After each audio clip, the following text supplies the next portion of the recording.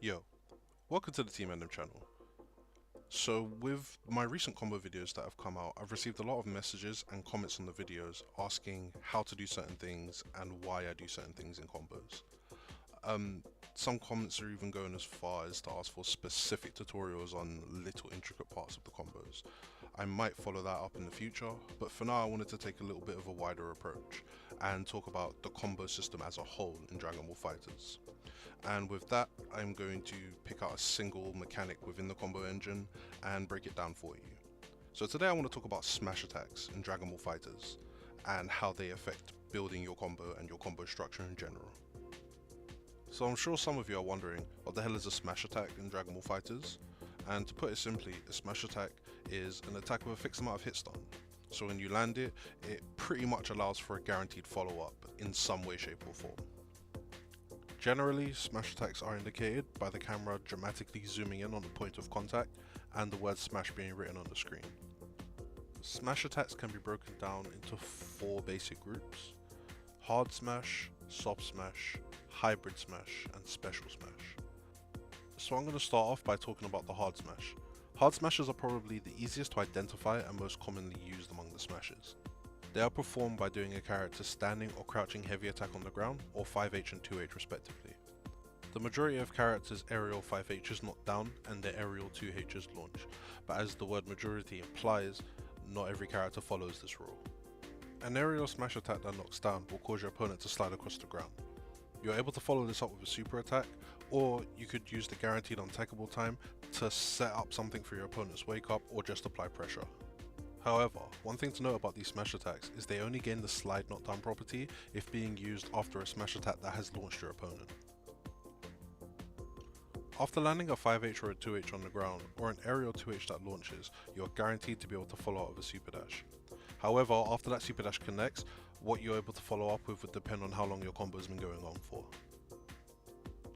Although you can do a basic combo by chaining light into medium into down heavy, following up with a super dash and then doing light into medium into heavy in the air for the knockdown and then going into a super, you can do so much more if you use your smash attacks creatively. For example, every character can do a very basic combo without even using a smash attack. Most of those combos would consist of doing a 2M, 5M, then jump cancelling the 5M into a basic air combo that knocks down. You're leaving damage on the table, however, and you can extend if you have the correct assist, which would allow you to then land a smash attack, which then you'd be able to extend for a further more damaging combo. It's a nice little way to add a bit of damage to your combo that was initially just a basic BNB. So experiment. Try to find ways to land your hard smash later on in your combo, because the follow-up you get from hard smash is guaranteed. Anything you do before the smash is essentially bonus damage. So before I move on to soft smashes, I wanted to just go over the drawbacks or limitations of hard smashes. You are unable to use 2 hard smash launchers in one combo. So if you comboed into a 2H on the ground, cancel that into a super dash, and then comboed into a 2H in the air, the second 2H, the aerial one, would no longer have the smash property and just be considered a normal attack.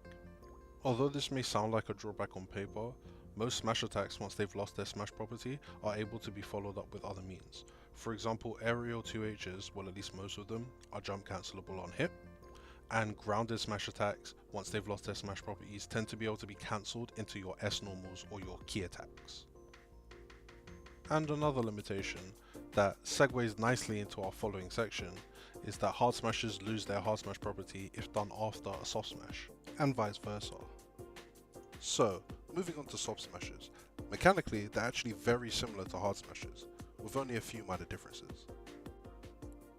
Firstly, when you perform a soft smash, the camera still dramatically zooms in just like all other smashes. However, the smash text does not appear on the side of the screen. Secondly, unlike hard smashes, which are done with normal attacks, soft smashes are done with special moves. And finally, to follow up on that second point, because all soft smashes are special moves, they are unique to the characters performing them, which means there is no universal follow-up tool to extend combos like super dashes for hard smash. So you're gonna have to figure out what works best for your characters when it comes to following up after their specific soft smashes. Here are a few tips for using soft smashes effectively. Firstly, you need to figure out how your soft smash launches. Some of them bounce your opponent off the walls, some of them ground bounce, and often they'll leave your opponent in somewhat of a free fall state after the bounce. And some launch straight up into the air, which allow you to follow up easily since they can't tech until they hit the floor. You might want to see if an assist from one of your other characters is helpful to extend after the soft smash, just to make the combo a little easier to do. Some of you may be thinking, this seems like a lot of effort if I can just do a hard smash and then follow up with a super dash for an easier combo. And it's true, hard smash combos are easier.